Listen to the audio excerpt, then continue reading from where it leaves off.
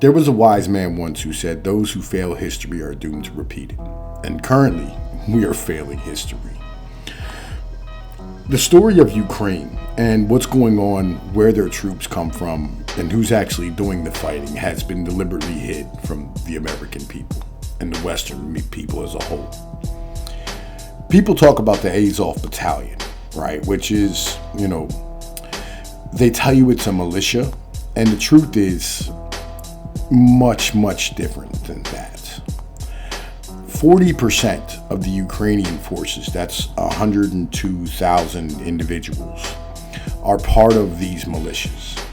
And the reason why is very, very important.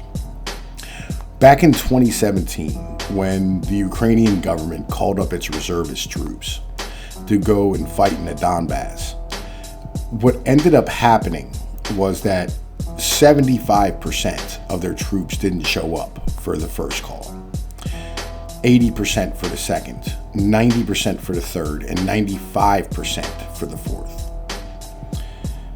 And not having any troops, they folded in these battalions of militia. Now, these militia are comprised of troops that were trained by the Americans and the Europeans, the French, the British, the Swiss, right? And these individuals here are not part of the Ukrainian military. They're not under control of the Ukrainian military or the Ukrainian government as a whole. But they are fully funded and heavily armed with $13 billion of American money and arms. This is a bit of a problem because, see, we've done this once before. The Milan anti-tank missile. We've got 300 in the field. Yeah. Yep. Let's kill some Russians.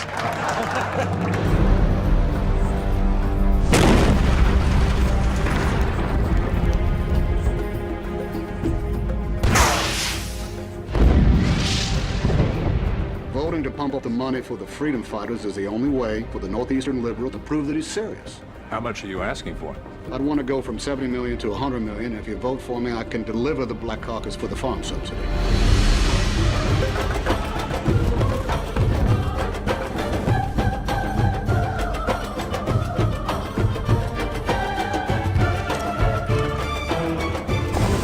Back in 1979, the USSR rolled into Afghanistan and decided to try to take it over.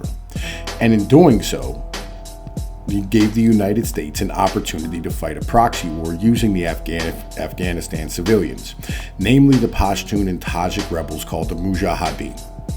The United States funneled $1 billion worth of weapons, Stinger missiles, aircraft, and lots of other weapons into the area, using Israel, Egypt, and Saudi Arabia. What can I do for you, sir? All right, he wants to make a recommendation to a subcommittee. A Swiss-made Orlik and STA anti-aircraft cannon. That's what you'd use to shoot down the Mi-24 Hein gunship in the mountains, right? Well, the Orlikin's a good start, but the Russians will just start flying higher altitude missions. So what else do they need? Same thing you give us, AK-47s, AK-74s, AK-MS. Soviets didn't come in Afghanistan on a Eurail pass. They came in T-55 tanks. The fighters need RPG-7 anti-tank grenade launchers, Katyusha 107mm rockets, wire mines, plastic mines, bicycle bombs, sniper rifles, ammunition for all the above, and frequency hopping radios and burst transmitters, so these guys are so fucking easy to find. Well, I've written it all in a report you can read. You'll be the first one who did. Send a copy of it to me by secure courier right away. Cool. All right. In doing so, they created a warrior class and destroyed half of the infrastructure inside of the country. Now, this country was already busted and broken. Is it sounding kind of familiar at the moment? Because it's the same thing we're doing in Ukraine at the second. And afterwards, when the war was over, there was no money to rebuild schools and bridges and roads and things of this nature. All that was left was the Mujahideen, who had no idea that the United States was involved. And they turned against the Western powers as a whole and formed the Taliban and Al-Qaeda. No, because I'm stupid. You're not stupid. You're just in Congress.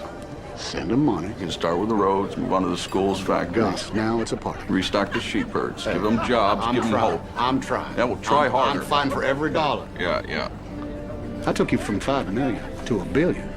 I broke the ice on the sting in the Milan. I got a Democratic Congress in lockstep behind a Republican president. Well, that's not good enough, because I'm going to hand you a code word classified NIE right now, and it's going to tell you that the crazies have started rolling into Kandahar like it's a fucking bathtub train. Jesus, Gus, you could depress a bride on her wedding day. Hey. Listen to what I'm telling you.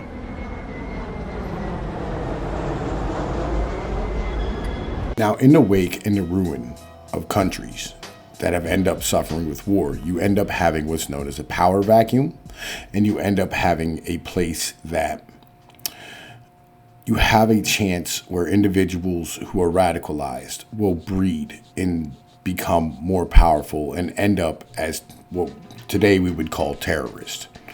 Now, this has been a problem throughout history. It happened to Rome. It happened to most of the Middle Kingdoms. It happened during the Renaissance, where cities and kings would hire mercenary forces that would go and end up trying to fight against, whatever army or whatever military targets or problems that the king had or other, governments. And in doing so, they would use them for the war and then stop paying them. And then they would turn on the individuals who were originally paying them, sack their cities, and demand tribute. Today, we are arming a force of individuals who are numbered in the 102,000s. In particular, there are 23 different nationalities inside of this military. They are people of no home.